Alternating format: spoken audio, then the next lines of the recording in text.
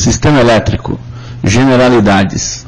A eletricidade na aeronave tem muitas finalidades, tais como a ignição e partida dos motores através dos motores de arranque, acionamento de acessórios tais como ventiladores, bombas elétricas de combustível e bombas elétricas hidráulicas, o acionamento, recolhimento e distensão dos trens de pouso, a radiocomunicação, todo o sistema de navegação e também a iluminação interna e externa da aeronave. Átomos. Tudo aquilo que ocupa lugar no espaço com dimensões e massa definidos é chamado de matéria. Toda matéria é formada por átomos que possuem um núcleo formado por pequenas partículas denominadas prótons e nêutrons. Em torno deste núcleo há uma camada chamada de eletrosfera, onde giram os elétrons. Cargas elétricas. Os prótons possuem carga positiva, os elétrons carga negativa e os nêutrons são assim chamados porque não possuem carga. Os elétrons giram em torno do núcleo do átomo nas eletrosferas, como vimos no slide anterior. O que ocorre na realidade é que as cargas positivas dos prótons e as cargas negativas dos elétrons se atraem como um ímã. Assim sendo, e em razão da velocidade com que o elétron se movimenta, ele tende a se afastar do núcleo do átomo, mas é atraído por este e com grande velocidade retorna, e esta sequência não tem fim.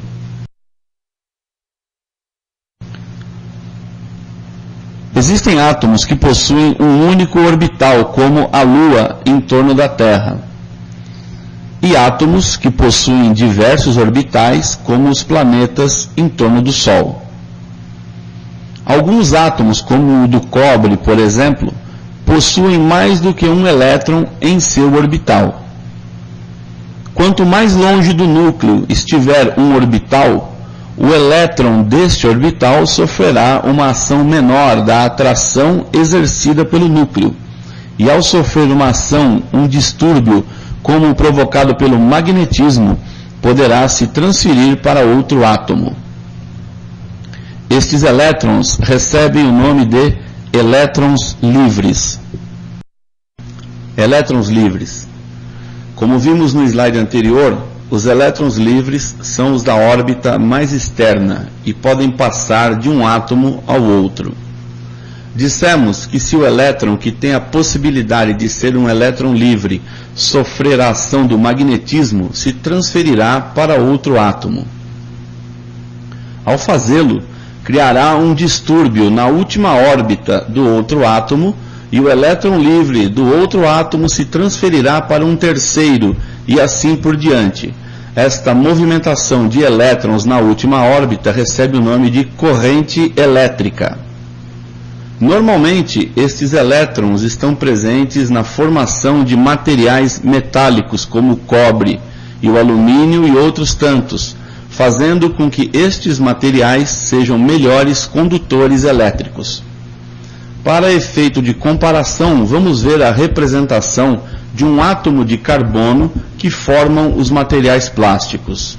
Vejam que existe apenas duas órbitas em torno de seu núcleo e não há presença de elétrons livres, o que faz com que os plásticos sejam péssimos condutores de eletricidade. Toda a representação de átomos e movimentação de elétrons até aqui utilizadas foram apenas para que você pudesse compreender de uma maneira simples que eletricidade é uma forma de energia cuja origem é o desequilíbrio de carga dos átomos. Força eletromotriz. Para explicarmos adequadamente, vamos utilizar dois reservatórios de água ligados entre si através de uma válvula e com volumes de água diferentes entre eles. No caso da válvula, haverá mais pressão do lado esquerdo do que do lado direito, simplesmente porque o maior volume de água está no reservatório da esquerda. No caso de uma pilha elétrica, por exemplo, a ação de um líquido ácido entre a placa de cobre, que forma o polo positivo, e a placa de zinco, que forma o polo negativo, retira os elétrons, carga negativa, da placa de cobre e os empurra para a placa de zinco, carregando esta com excesso de elétrons ou cargas negativas. E o polo positivo da pilha fica com excesso de prótons. Como no polo positivo da pilha temos excesso de prótons, chamamos de potencial elevado, assim como no reservatório de água da esquerda, que tem um volume maior de água. Enquanto que no terminal negativo há um excesso de elétrons, que formam um potencial baixo, como no reservatório da direita, que contém um volume menor de água. A diferença de cargas elétricas entre os polos da pilha é comparada agora à diferença de pressão que existe entre os reservatórios. E na pilha, cria uma força eletromotriz, mais conhecida como diferença de potencial. Se abrirmos o registro entre os reservatórios, teremos a água do reservatório da esquerda passando para o reservatório da direita, graças a uma maior pressão do lado esquerdo. Nesse momento, vocês veem que não há mais a movimentação de água, porque o potencial entre os dois reservatórios, ou o nível entre os dois reservatórios, é o mesmo. Na pilha acontece a mesma coisa. Se utilizarmos um material condutor, teremos a movimentação do excesso de elétrons no polo negativo da pilha para o polo positivo. Assim como no reservatório de água, que se equalizou quando a diferença de potencial entre os dois tornou-se a mesma, na pilha ocorrerá a mesma coisa. O movimento de elétrons cessará quando a diferença de potencial for zero, ou seja, não houver diferença entre o polo negativo e o polo positivo. A força eletromotriz se caracteriza na tendência de repelir os elétrons livres do terminal negativo e atraí-los para o terminal positivo. Tensão elétrica. Se tivermos dois reservatórios de água com a superfície ao mesmo nível e abrirmos válvula que liga os dois, não haverá passagem de água de um para o outro devido ao nível nos dois reservatórios serem iguais. No entanto, se tivermos dois reservatórios de água com níveis diferentes e abrirmos a válvula que liga os dois reservatórios, haverá passagem de água do que contém um nível maior para um nível menor devido à diferença de níveis de água nos reservatórios. Se tivermos duas placas metálicas iguais, carregadas com igual concentração de cargas elétricas, potenciais elétricos iguais, e as ligarmos através de um condutor, não haverá movimento de cargas de uma placa para outra devido não haver diferença de potencial entre elas. Porém, se tivermos duas placas metálicas iguais, carregadas com concentrações diferentes de cargas elétricas, potenciais elétricos diferentes, e as conectarmos através de um condutor, haverá movimento de cargas da placa com maior potencial para a placa com menor potencial, devido à diferença de potencial entre elas. Tensão elétrica é a diferença de potencial elétrica entre dois pontos.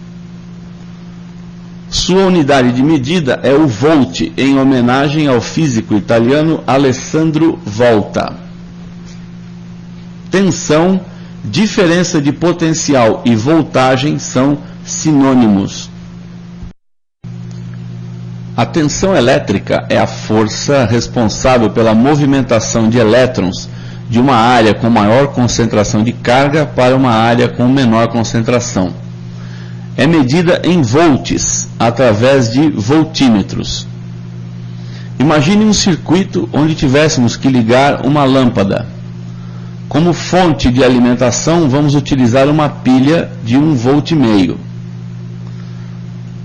O voltímetro tem uma escala de 0 a 3 volts e estará ligado, conectado ao circuito em paralelo, medindo a diferença que existe entre a parte positiva e a parte negativa do circuito. Porém, esse circuito ainda não está em funcionamento porque temos um interruptor abrindo o circuito, ou seja, descontinuando o caminho dos elétrons. Quando fechamos esse conector, esse interruptor, temos aí fluxo de elétrons, a lâmpada se acende e agora o voltímetro, que está ligado em paralelo, está medindo a diferença de potencial que existe entre a parte positiva e a parte negativa, no caso, 1,5 volt. Vamos trocar agora a escala do voltímetro por uma um pouco maior e vamos trocar também a fonte de energia. Vamos utilizar agora uma bateria de automóvel de 12 volts. Novamente o circuito está aberto através do interruptor, lâmpada apagada. Quando fechamos o interruptor, o circuito se completa, a lâmpada acende, o voltímetro agora passa a indicar a diferença de potencial existente entre a parte positiva e a parte negativa do circuito, no nosso caso agora 12 volts. Assim temos uma pilha que fornece 1,5 volt, uma bateria de automóvel que fornece 12 volts e uma nuvem eletrizada que através de uma descarga, de uma faísca, de um relâmpago, fornece milhões de volts. Corrente elétrica. Uma pilha por si só não produz corrente elétrica porque o ar não permite a passagem dos elétrons livres, mas se ligarmos fios condutores em seus terminais e uma lâmpada, teremos agora uma corrente de elétrons livres que saem do terminal negativo e vão para o terminal positivo, passando através do filamento da lâmpada. Esse caminho percorrido pelos elétrons chama-se circuito elétrico. Amperímetro. A corrente elétrica é medida em amperes através de amperímetros. Ao lado, vemos um circuito elétrico fechado por uma chave, e assim que flui corrente elétrica, ela é medida no amperímetro. A corrente elétrica também é influenciada pela resistência que os condutores oferecem à passagem. Vamos ver um exemplo de uma canaleta, que será o nosso fio condutor, uma comporta, que será a resistência, e a água, que simbolizará a corrente elétrica. Conforme nós reduzimos a resistência, abrindo parcialmente a comporta, você vê aí a indicação de fluxo de corrente elétrica. Porém, é uma corrente baixa, porque temos alta resistência provocada pela comporta. Agora, abrindo um pouco mais a comporta, vamos oferecer uma menor resistência. Consequentemente, vamos ter um fluxo maior de corrente, que está indicado aí no amperímetro.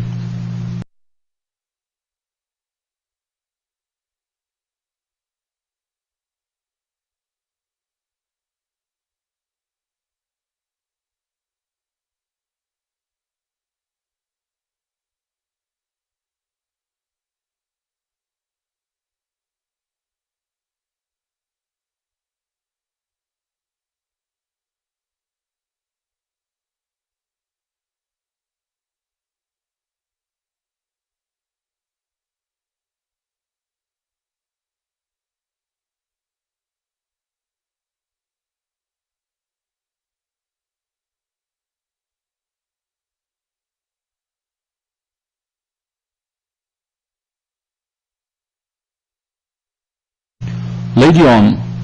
A lei de Ohm é uma relação matemática que relaciona tensão, ou seja, voltagem, corrente e resistência. A resistência elétrica é o bloqueio que o corpo oferece à passagem da corrente. Na animação ao lado, você vê novamente um exemplo de uma corrente elétrica sendo simbolizada através de um fluxo de água e uma resistência simbolizada por uma torneira sendo fechada, provocando alta resistência e a passagem de um menor fluxo de corrente. Ao abrirmos a torneira, diminuímos a resistência, deixamos uma resistência ôhmica baixa, o que permite um maior fluxo de corrente elétrica, e aí você vê simbolizado por um maior fluxo de água, ou seja, permite uma facilidade para a passagem da corrente, uma baixa resistência. A resistência elétrica é medida em ohms por meio de um ohmímetro. Um ohm é a resistência que possibilita, que permite passar uma corrente de 1 ampere quando a tensão ou a diferença de potencial é 1 volt. A corrente é igual à tensão dividida pela resistência. Podemos afirmar que, quanto maior a resistência, menor a corrente que passará por esta resistência, quanto menor a resistência, maior a corrente que passará por essa resistência. Ligação de fontes. Fonte é tudo que fornece eletricidade, como pilhas, baterias, geradores, etc. Existem duas formas de se ligar duas ou mais fontes entre si. A primeira forma é a ligação em série, que nós vemos aí o desenho ao lado, onde 3 pilhas de 1,5 V são ligadas em série, o que resulta na soma das tensões de cada pilha. Esse circuito, então, necessita de uma tensão maior do que apenas uma pilha poderia fornecer. Então, ligamos 3 pilhas em série, e aí temos 4,5 volts para alimentar a lâmpada nesse circuito. A outra forma de se ligar fontes é a ligação em paralelo, muito utilizada para componentes que consomem muita corrente. Na ligação em paralelo, as correntes são somadas e a voltagem permanece a mesma. Na ligação em paralelo, é importante que todas as fontes tenham a mesma tensão. Caso contrário, as fontes de baixa tensão consumirão corrente em vez de fornecê-la. Teoricamente, as fontes de mesma tensão contribuem igualmente no fornecimento da corrente. Na prática, isso raramente acontece, mas a corrente total é de fato a soma das correntes de cada fonte. Ligação de cargas. Aos componentes e equipamentos que consomem eletricidade, tais como lâmpadas, motores, etc., damos o nome de carga. As principais formas de ligar uma ou mais cargas são a ligação em série, onde a corrente é a mesma em todas as cargas, mas a tensão total é a soma das tensões em cada uma delas. Exemplo, as luzes de Natal. Ligação em paralelo. A ligação em paralelo é a mais comum, porque as cargas são geralmente fabricadas para funcionarem com uma determinada tensão e não com uma determinada corrente. E a ligação série-paralelo, onde as fontes e as cargas podem ser ligadas parte em série, parte em paralelo, mas as implicações devem ser verificadas com muito cuidado para se evitar danos.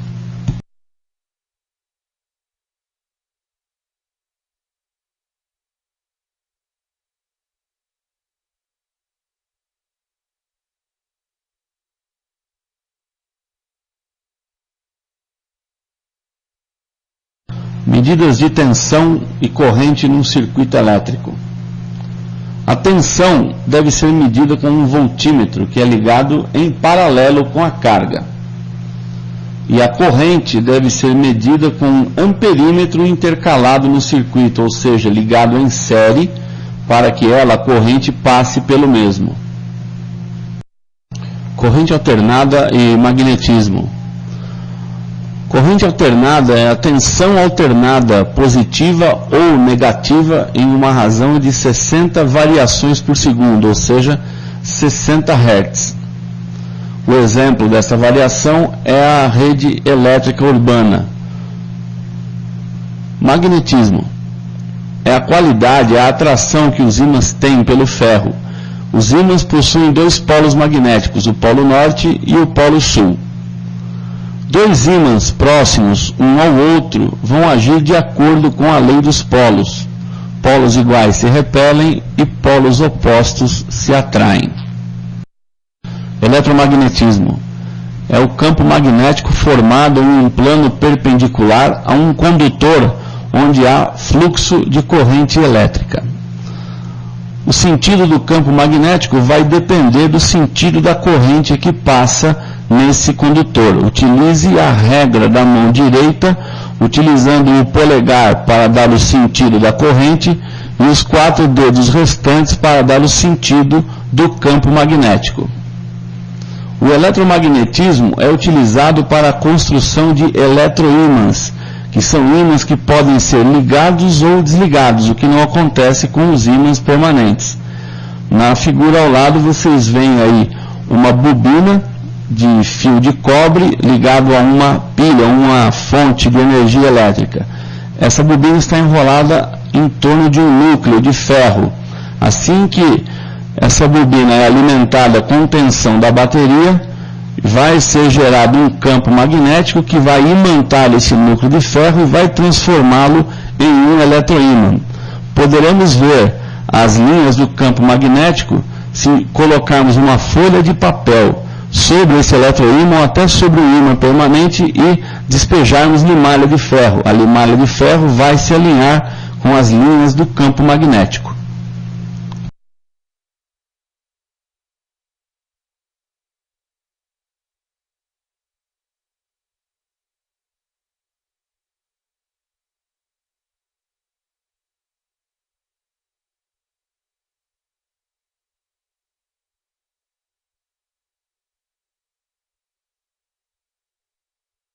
Corrente alternada.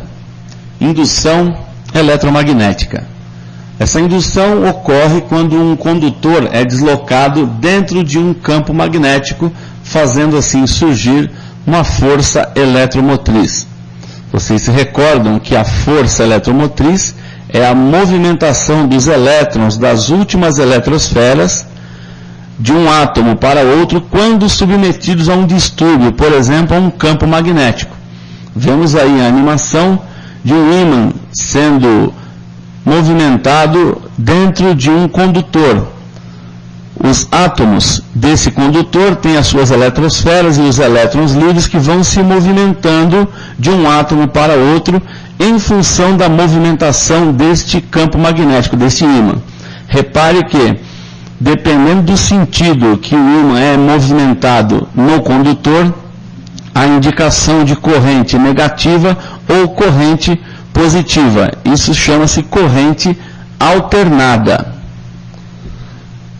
Esta experiência também é conhecida como experiência de Faraday e é utilizada para a construção do gerador elétrico que vai produzir eletricidade por meio da energia mecânica. Alternador. O alternador é um gerador que produz corrente alternada através da indução eletromagnética.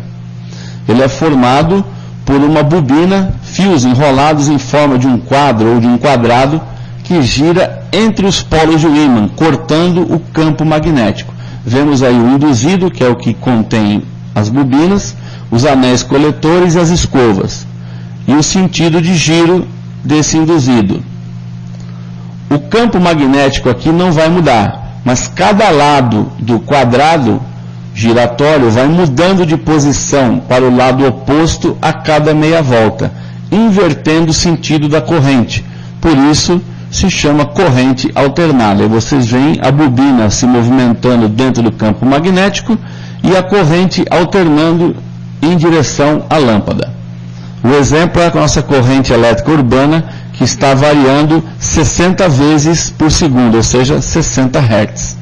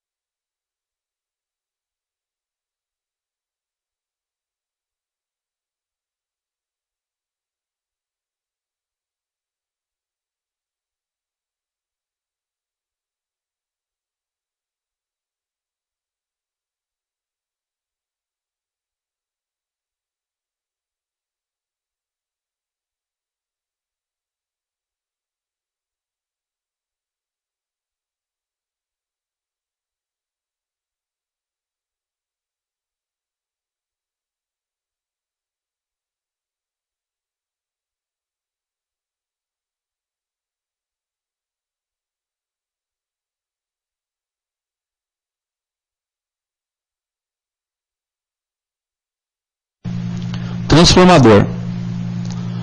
É um dispositivo que trabalha com a indução eletromagnética e serve para aumentar ou diminuir uma tensão alternada.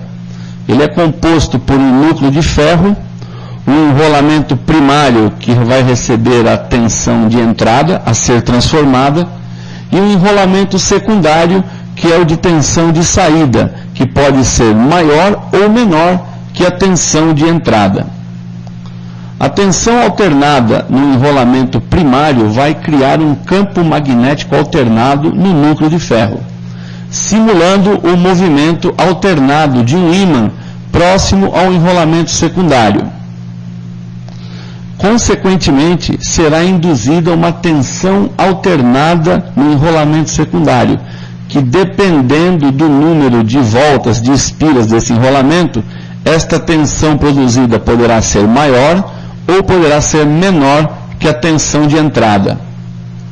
Se o número de espiras for igual ao do enrolamento primário, a tensão de saída será igual. Se houver mais voltas que do enrolamento primário, a tensão será maior. Esse é um transformador para aumentar a voltagem. Se esse enrolamento secundário tiver um número de voltas menor, a tensão de saída será menor, e esse transformador é de redução de voltagem.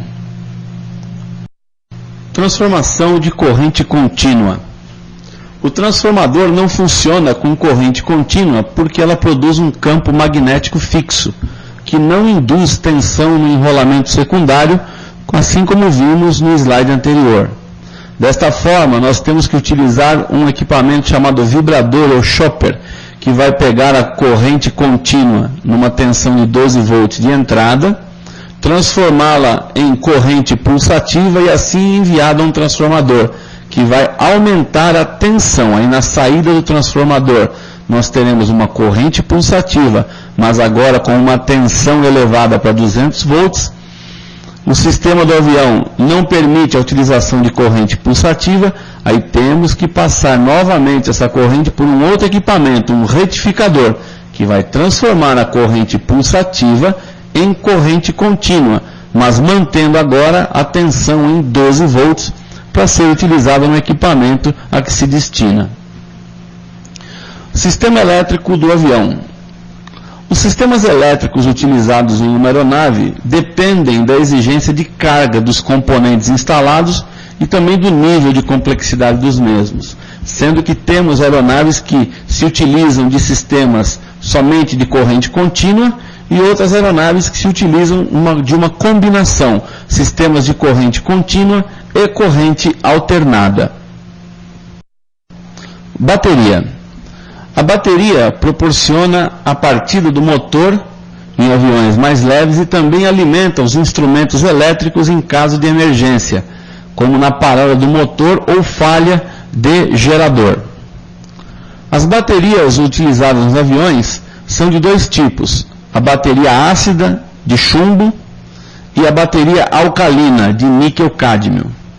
A bateria ela é formada pela justaposição, pela ligação de diversos acumuladores ou elementos ligados de modo a suprirem a tensão solicitada pelo sistema elétrico, normalmente 12 ou 24 volts. E esta tensão é disponibilizada através dos terminais de bateria. Bateria de chumbo.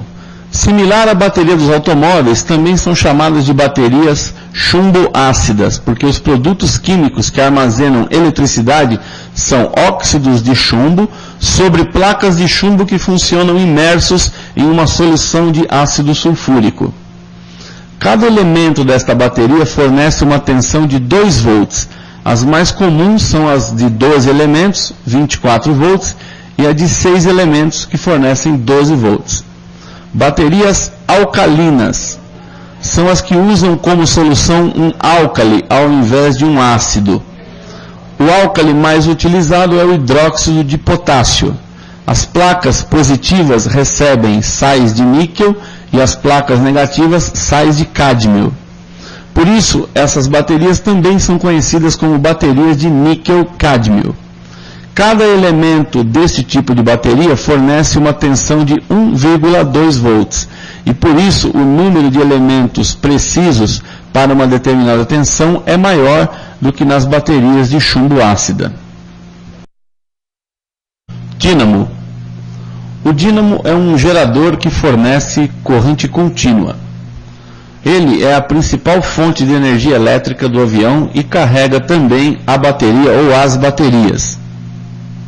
O dínamo é similar ao alternador, porém, ao invés de anéis coletores, como nós vimos no gerador de corrente alternada, ele possui um comutador, que retifica a corrente alternada produzida lá no induzido, fazendo com que ela se transforme em corrente contínua. Diodo. O diodo é um componente eletrônico que permite que a corrente elétrica flua, apenas em um sentido.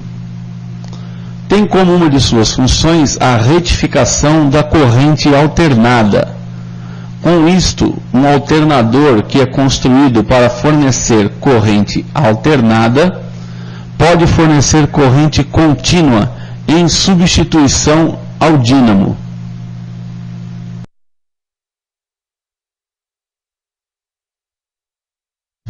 Regulador de voltagem. A tensão proveniente do dínamo vai variar conforme a rotação do motor e a carga requerida pelo sistema elétrico do avião. Para que se mantenha a voltagem constante, é preciso usar um regulador de voltagem ou de tensão. No exemplo abaixo, temos em comparação a uma caixa d'água, o aumento de volume de água na caixa d'água é mantido em um nível constante através de um cano ladrão, que vai permitir a vazão do excesso de água. Assim funciona o regulador de voltagem.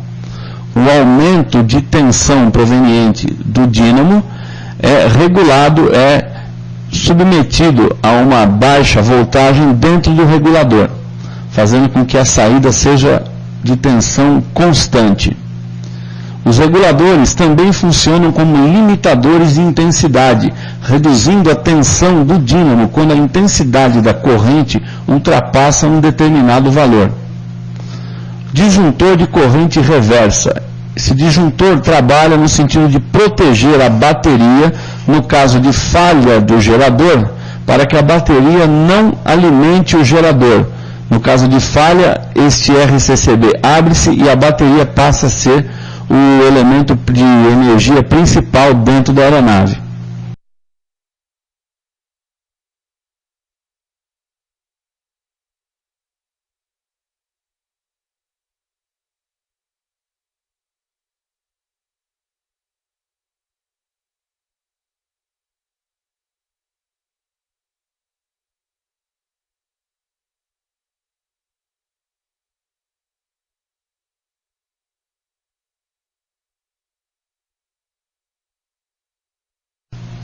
Inversores.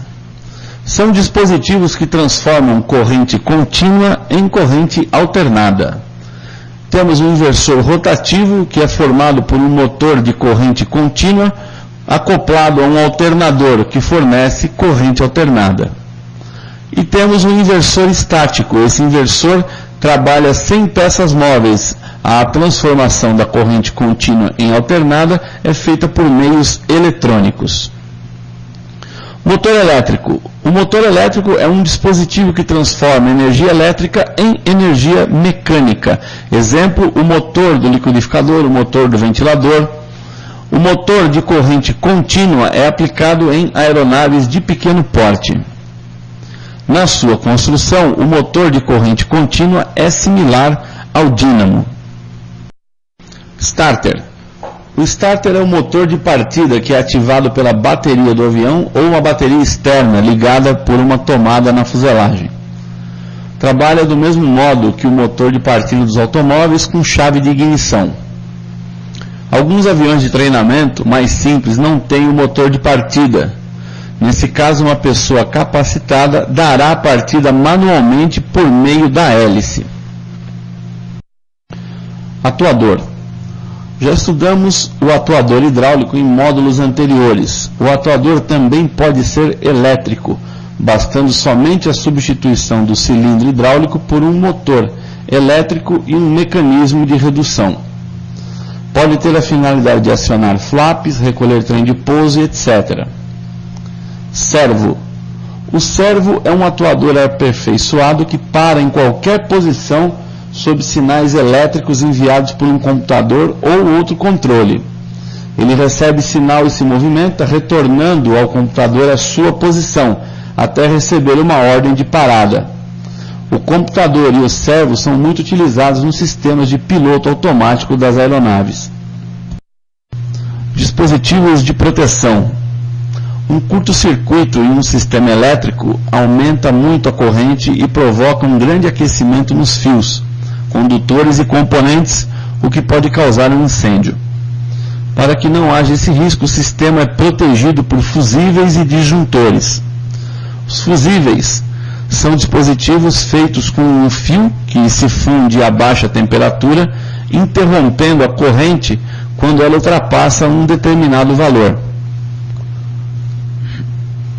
Disjuntor. O disjuntor tem a mesma função, mas a interrupção é feita por meio de um eletroímã que é sensível ao calor e possibilita a religação depois que a falha for sanada. No caso do avião, o disjuntor ou os disjuntores, também conhecidos como circuit breakers ou como CBs, são utilizados para proteger vários sistemas e dispositivos. Circuitos com retorno pela massa.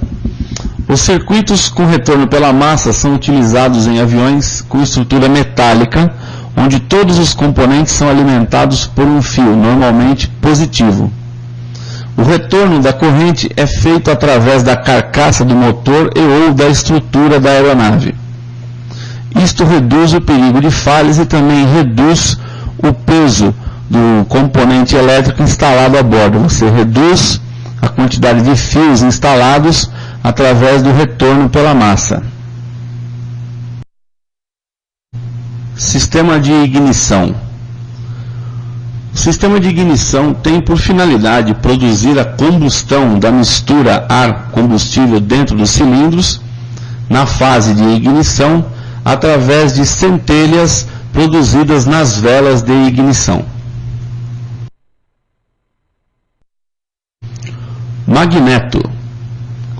O magneto usa um ímã permanente para gerar uma corrente elétrica completamente independente do sistema elétrico da aeronave. O magneto gera alta tensão suficiente para produzir uma faísca em cada cilindro na fase de ignição durante a rotação do motor. O sistema começa a produzir faísca quando é dada partida no motor e prossegue até que este seja desligado. Enquanto o eixo de manivelas estiver girando, o magneto estará produzindo faísca. Geração de faísca. A corrente que é gerada no enrolamento primário vai para a Terra através do platinado.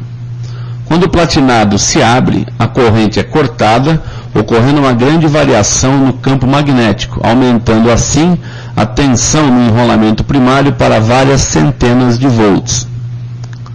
O enrolamento secundário, que funciona como um transformador, eleva a tensão para mais de 10.000 volts e faz saltar uma faísca na vela. Distribuidor. O distribuidor é uma chave rotativa que tem como função distribuir a alta tensão gerada pelos magnetos nos cilindros na ordem de ignição ou ordem de fogo do motor. O seu cursor rotativo gira na metade da velocidade de rotação do motor. Isto é válido para os motores a 4 tempos, que são a maioria em operação. Recordando, o motor a 4 tempos tem um tempo motor a cada 2 voltas do eixo de manivelas. Constituição física do sistema de ignição. No sistema de ignição existem 2 magnetos. No caso do motor com cilindros horizontais opostos, cada cilindro possui uma vela superior e uma vela inferior. As velas superiores são alimentadas pelo magneto direito e as velas inferiores são alimentadas pelo magneto esquerdo. Chave de ignição. Cada magneto possui um fio proveniente do enrolamento primário que é ligado à chave de ignição. A finalidade desse fio é desativar o magneto. Quando a corrente do enrolamento primário é levado à terra pela chave de ignição, o platinado fica sem ação, impedindo que haja centelhamento, que haja faísca nas velas. porque a corrente elétrica vai escolher o caminho mais fácil, com menos resistência, que é o caminho da chave de ignição, ligando o fio do enrolamento primário diretamente à terra.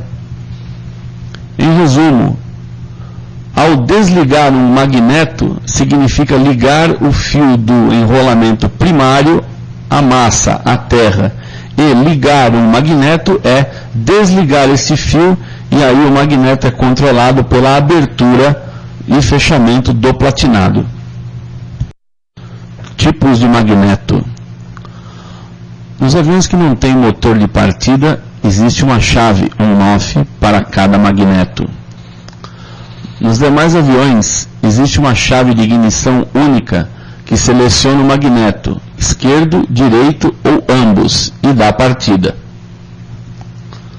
Existem dois tipos de magneto, o de alta tensão e o de baixa tensão. O de alta é o que fornece alta tensão diretamente para as velas, e o de baixa tensão necessita de uma bobina adicional para gerar a alta tensão. Apesar disto, ele apresenta menos falhas devido à fuga da alta tensão causada por sujeira ou umidade. Vela de ignição. A vela de ignição possui em seu centro um eletrodo que recebe alta tensão da bobina. Ao redor do mesmo existe um ou mais eletrodos massa ligados ao corpo da vela. A vela é responsável por produzir faísca dentro do cilindro. A maioria dos aviões utiliza velas blindadas, cuja parte externa é metálica. Tipos de velas. As velas devem funcionar dentro de uma determinada temperatura. Se estiverem muito quentes, haverá pré-ignição, e se estiverem muito frias, ficarão sujas de óleo e de carvão. O exemplo da vela quente, o isolador fica afastado do corpo da vela, dificultando o resfriamento do eletrodo central. Já na vela fria, o calor do eletrodo central é transferido facilmente ao corpo da vela através do isolador. Existem velas quentes, frias e normais que devem ser utilizadas conforme as especificações do fabricante do motor. Ignição durante a partida. O magneto não produz tensão adequada em baixa velocidade de rotação. Por isso, é necessária a utilização de outros recursos para gerar faísca durante a partida do motor. São eles: a unidade de partida. É um dispositivo vibrador que é alimentado pela bateria e envia uma tensão pulsativa para a bobina do magneto. Acoplamento de impulso. O magneto se acopla ao motor por meio de um sistema de mola e catraca que segura o rotor e em determinado momento solta-o. A mola impulsiona repentinamente o rotor do magneto, que assim gera a tensão necessária para a produção de faísca. Cheque dos magnetos. É um teste para o sistema de ignição efetuado antes da decolagem e que se baseia em desligar um magneto de cada vez e verificar a rotação do motor. Podem ocorrer as seguintes situações: uma pequena queda de rotação quando um dos magnetos é desligado. Esta é uma situação normal, porque a ignição com duas velas por cilindro é melhor que uma. Esta queda normalmente gira em torno de 100 RPM para cada magneto desligado. Uma acentuada queda de rotação com um magneto. Indicação de falha no sistema testado. Pode ser que o magneto que permaneceu ligado esteja com problemas na sua distribuição. Não há queda de rotação. Aparentemente é uma situação boa, porém incerta, porque se não há queda de rotação, por exemplo, ao ser testado o magneto direito, a chave de ignição pode não estar desativando o magneto esquerdo. Como ficará sempre em ação, este magneto esquerdo poderá encobrir uma falha do magneto direito, causando perigo. Regulagem. Além do ajuste da marcha lenta, é preciso que se verifique o sistema de ignição quanto ao ajuste da folga entre os eletrodos das velas e regulagem do tempo e da abertura do platinado, assim como os tempos de avanço da ignição, e também sejam verificadas as tensões dos enrolamentos primários e secundários da bobina do magneto. Cabos e blindagem. A corrente conduzida pelos cabos de alta tensão é muito pequena, por possuírem um núcleo condutor fino e uma camada isolante espessa, o que proporciona um isolamento adequado. Porém, a alta tensão provoca ruído eletromagnético que interfere no sistema de comunicação e navegação dos aviões que possuem rádio, que são a grande maioria. Para que isso seja evitado, os componentes da ignição devem ser blindados, cobertos com uma capa metálica, assim como os cabos de ignição e as velas, e essa blindagem seja conectada à massa do motor. Hélices. A hélice faz parte dos equipamentos motopropulsores que produzem tração e transformam a potência efetiva do motor em potência útil. Como o funcionamento aerodinâmico da hélice, o comportamento aerodinâmico já foi estudado em teoria de voo, neste capítulo nos limitaremos aos aspectos mecânicos e de construção.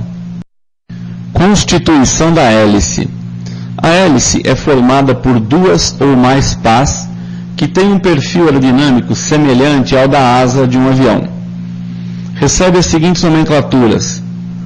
A parte externa da pá, que é a parte curva, recebe o nome de dorso. A parte interna da pá, que é a parte plana, recebe o nome de face da pá. E a parte da frente da pá, bordo de ataque, e a parte traseira da pá, bordo de fuga. Cada pá é dividida em estações para facilitar a identificação dos perfis e ângulos das pás. Note que, em direção à ponta, a torção da pá de hélice vai diminuindo. O fabricante escolhe uma estação como estação de referência e é nessa estação que o ângulo de torção da pá recebe o nome de ângulo de pá. Material de fabricação das hélices. O material utilizado na construção de hélices é a liga de alumínio, porém podem ser utilizados outros tipos de materiais como madeira, ou o plástico reforçado com fibras, também conhecido como fibra de carbono. As hélices de madeira são utilizadas nos motores de menor potência e também em aeronaves mais simples. Tipos de hélices. As hélices são classificadas em hélice de passo fixo, passo ajustável, passo variável. Dentro do passo variável temos a hélice de passo variável manual e passo variável automático. E dentro do passo variável automático, a hélice aeromática, a hidromática e a elétrica. A hélice de passo fixo, ela não permite a mudança de ângulo de torção das suas pás, portanto ela é fixa e normalmente é do tipo inteiriço, feita de madeira. Hélice de passo ajustável.